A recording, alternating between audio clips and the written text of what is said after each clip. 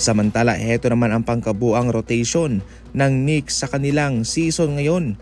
Ang kanilang potential starter dito ay sina Dennis Schroeder, Zach LaVine, DeMar DeRozan, Murray and Sabonis.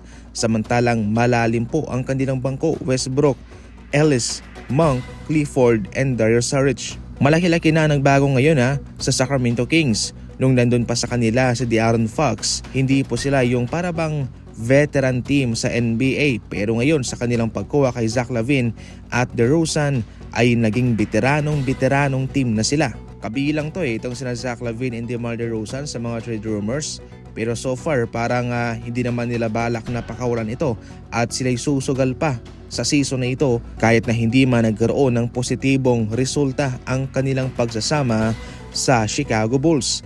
Malaking bagay naman itong kanilang pagpapapirma kay Russell Westbrook sa kadahilan ng mayroon pang iniindang injury itong si Keegan Murray na masa sideline ng halos isang buwan. Mabibigyan ni Russell Westbrook ng point guard depth itong Sacramento Kings. At hindi na nga rin siya mamumroblema sa kanyang partner na si Dennis Schroeder sapagkat nagsama na nga sila sa ibang kupunan.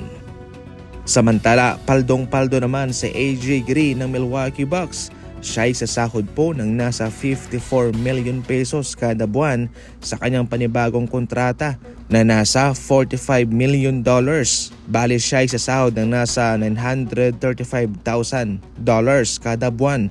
Yan ho'y nasa 54 million pesos. Hindi po nagalangan itong Milwaukee Bucks na bigyan siya ng ganyang halaga sapagkat malaki naman ang kanyang naambag sa kanilang kupunan. Sa ngayon kasi ay naging role player na siya sa kanilang team. Sa depensa, sa pag-rebound, yung kanyang shooting sa 3-point line, malaking bagay din po yun. Kabilang siya sa mga sniper, sa mga tirador ng Milwaukee Bucks kung saan siya ay mayroong career 3-point shooting percentage na 42%.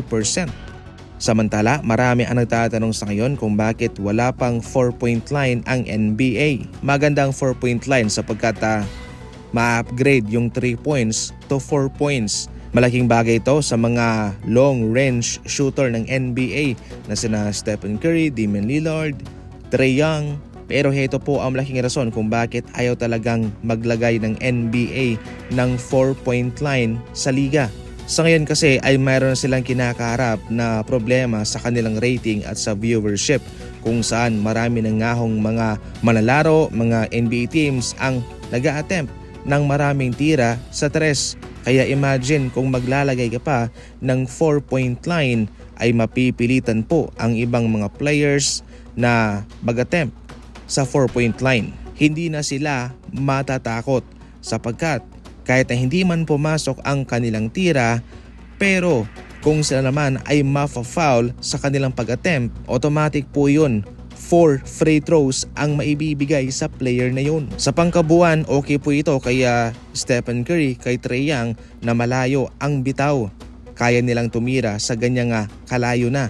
Pero malaking no-no po ito sa mga nag-feeling shooter sapagkat hindi na po magiging balanse ang labanan. Mas marami na ang tumitira sa 3-point line at wala nang gaanong mga penetration.